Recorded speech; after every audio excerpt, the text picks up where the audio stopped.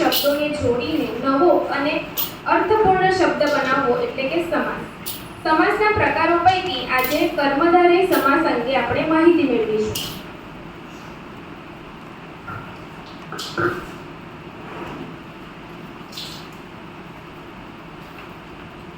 કર્મધારય સમાસમાં એક પદ વિશેષણ હોય છે અને બીજું પદ વિશેષ્ય હોય છે.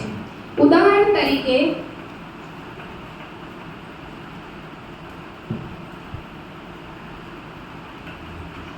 મહાપુરુષ. મહાપુરુષમાં મહાન અને પુરુષ. મહાન જે છે એ વિશેષણ હોય છે અને પુરુષ એ વિશેષ્ય હોય છે. અને બંને આ શબ્દ જે છે એ કોઈ એક વ્યક્તિ કે એક વસ્તુના માટે જ બોધ ધરાવે છે. બીજા ઉદાહરણ તરીકે કહી શકીએ મધુર વાણી, એટલે કે વાણી કેવી છે? મધુર. એટલે મધુર જે છે એ વિશેષણ બને છે. એ જ રીતે શુભ કાર્ય. કાર્ય કેવું? તો શુભ. શુભ કાર્ય. બીજા ઉદાહરણ પીતાંબર. પીતાંબર એટલે કે પીળું વસ્ત્ર. એને આપણે આ બધા શબ્દ જે છે એ કર્મધારય સમાસમાં આવે છે કે જેમાં પહેલું પદ વિશેષણ હોય અને બીજું વિશેષ્ય.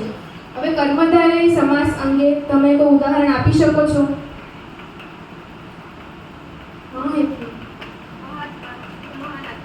બરાબર છે. બીજું કોઈ? આયુષ. બરાબર.